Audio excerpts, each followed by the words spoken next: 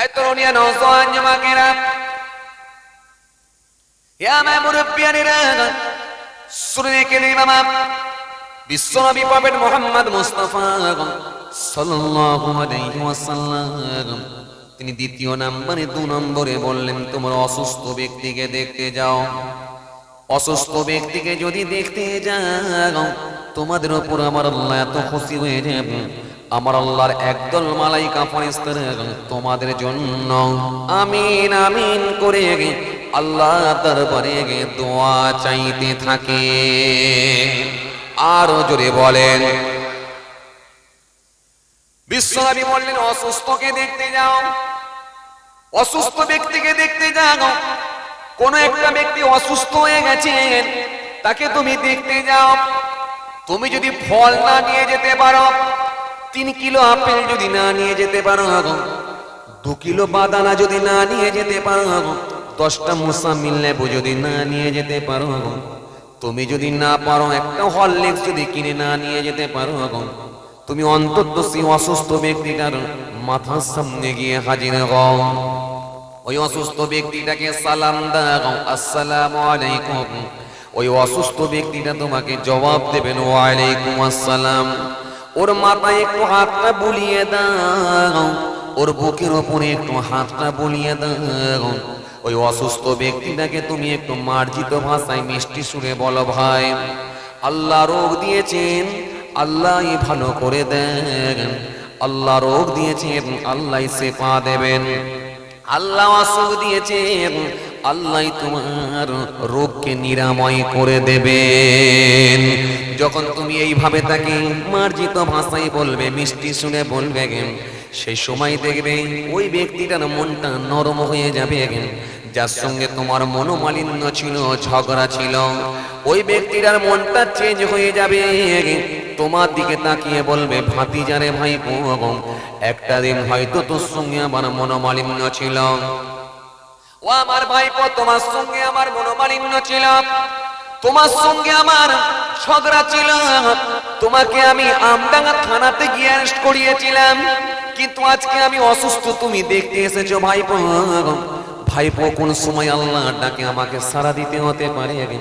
ভাইপো, যদি আমার কথাবার্তায় তোমার মনে দুঃখ ব্যথা লেগে থাকে, তুমি আল্লাহর রাস্তায় আমাকে ক্ষমা করে দিও। যখনই ওই অসুস্থ ব্যক্তিটা আপনাকে বলবে, দেখবে অটোমেটিক্যালি আপনার মনটাও চেঞ্জ হয়ে যাবে, আপনারও মনটা নরম হয়ে যাবে।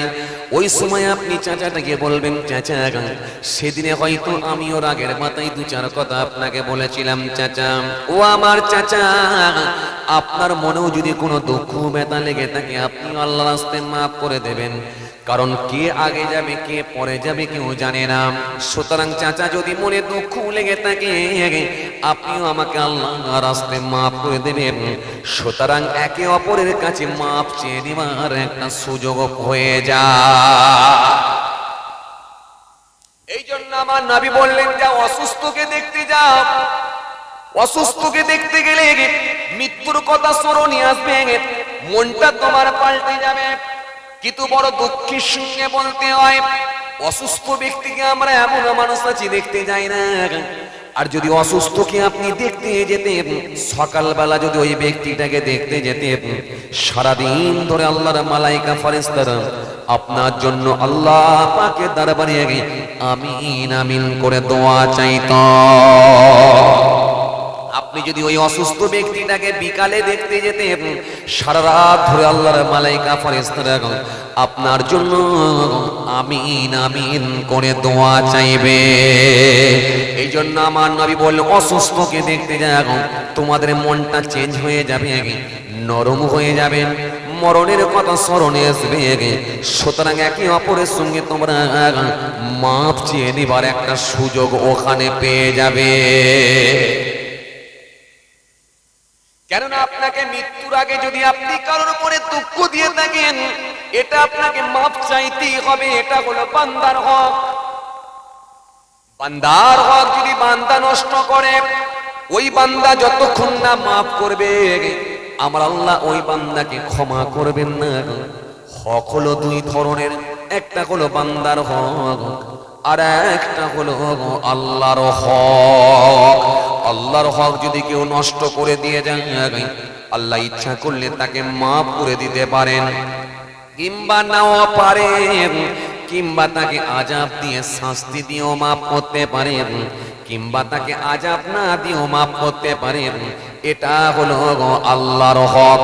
কিন্তু বান্দার হক বান্দা নষ্ট করেছে, জোর করে কারো জমি দখল করে নিয়েছে, জোর করে কারো দোকানে গিয়ে তালা মেরে দিয়েছে, জোর করে কারো দোকানে গিয়ে তালা মেরে দিয়েছে, জোর করে কারো জমি দখল করে নিয়েছে, ক্ষমতার বলে বলিয়ান হয়ে লোক বল, জনবল, অর্থ বল, পাটির বল, লাঠির বল, বন্দুকের বল, ছেলের বল, সব বলে বলিয়ান হয়ে যখন ওই ব্যক্তিটা জোর করে কোনো ব্যক্তির ওপরে প্রহার করবে, জোর করে কাউকে লাল চোখ দেখিয়ে চোখ দিয়ে পানি ঝরিয়ে দেবে, জোর করে যদি তার পুকুরের ওপরে জাল ফেলে দিয়ে পুকুর থেকে মাছ তুলে নেয়, ডান হাত দিয়ে যদি কারোর ক্ষতি করে দেয়, আমার রাসূল সুন্দর করে জানিয়ে দিলেন, আল মুসলিমু মান সালিমাল মুসলিমুনা মিন লিসানি ওয়া ইয়াদিহি ওয়াল মুমিনু মান আমিনাহুন নাস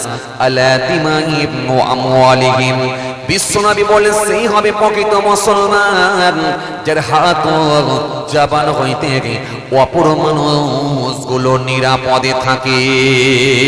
60 বছর বেঁচে ছিল, ডান হাত দিয়ে কারোর ক্ষতি করবে না, তার জবান দিয়ে কারোর ক্ষতি হবে না। 80 বছর বেঁচেছিলাম, 55 বছর বেঁচেছিলাম, এই ডান হাত দিয়ে বোমাবাজি করে না, এই ডান হাত দিয়ে কারোর দোকানে গিয়ে ঝাঁপ বন্ধ করে দেয় না। রাজনীতির ক্ষমতা তার ছিল, ডান হাতে ঝান্ডা ধরেছিল, লোককে ভয় দেখিয়ে রেখেছিলাম, এলাকার মানুষ তার ভয়েতে অস্থির হয়ে গিয়েছিল। দোকানে গিয়ে 5000 টাকা তোলাবাজি করেছিল। গরিব মানুষ, চায়ের দোকানদার, মাত্র দিনের বেলা সারাদিন ধরে বেচা কেনা করে 500 টাকা, তার চার্জ করেছিল 5000 টাকা দিতে হবে, নালে দোকানে ঝাঁপ বন্ধ করে দেবো। এই ভয় দেখিয়েছিল, ডান হাত দিয়ে ক্ষতি করেছিল, ডান হাত দিয়ে মাস্তানি করেছিল, বাঁ হাত দিয়ে মাস্তানি করেছিল, বমের ভয়, লাঠির ভয় দেখিয়েছিল।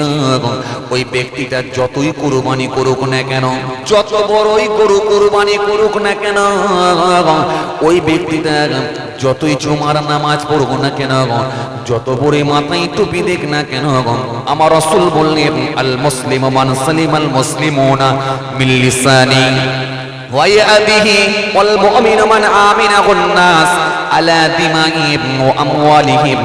বিশ্বনবী বললেন, হাত ও জবান হইতে অপর মানুষের যারা ক্ষতি করে দিয়েছে, সেই হলো প্রকৃত মুসলমান যার হাত ও জবান হইতে অপর মানুষগুলো নিরাপদে থাকবে। যদি তুমি প্রকৃত মুসলমান হয়ে যাও, এই জবান দিয়ে করা কথা বলে চোখ দিয়ে পানি ঝরাতে পারবে না।